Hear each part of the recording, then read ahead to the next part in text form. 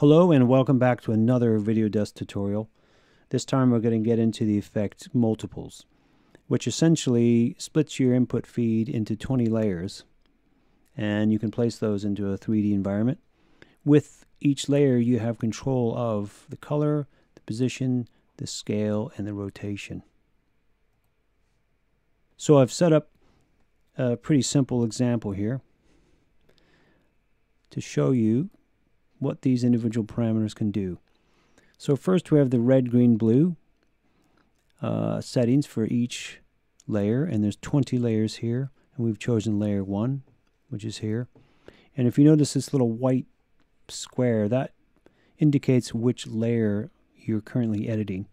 And also if you hold the shift key down while you make any movements, it'll constrain it only to that layer. Otherwise, if you don't, and you're trying to pick out individual layers, you can do this sort of thing. Okay, so red, green, blue, and you have positioning, so you have Z position, Y position, and X position, and then scales, X and Y.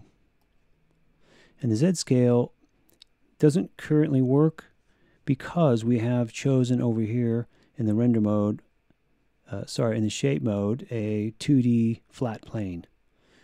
So the Z scale only works on a 3D shape, which I'll show you in just a moment. Then we have X rotation, Y rotation, and Z rotation. So I've set up another preset here, 61.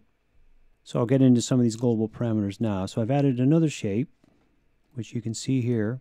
There's layer 1 and layer 2. Here's got the red and the blue, giving us the pink. And I've chosen a cube for which type of shape. And the global texture, so it's global texture is overlaying the image over all the layers as one image. And if I choose multiple texture, it will then add a separate texture to each layer. So let's go back here. So I've chosen a cube.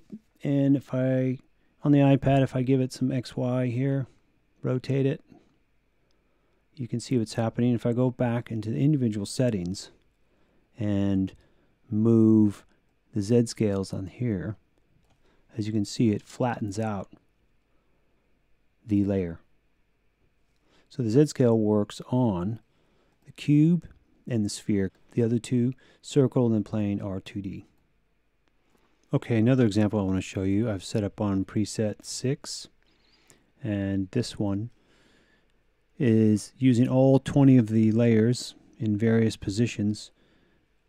And if I rotate this, you can see what's happening. Some are forward and backward in the 3D environment.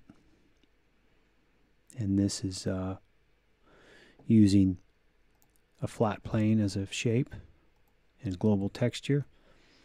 Another example is I've done on preset 12. Now this one is using a cube, and if we open up the settings here, various colors, mix of RGB, and all positioned in various spots in the 3D field. This is a good time to bring up the spin slider, which I haven't brought up yet. And that will give you global spin, which you can move. It'll then spin the X and Y as well. Distance. And reset. If you hit reset, that will stop the spin and put it back to 0. Enjoy multiples. Thank you.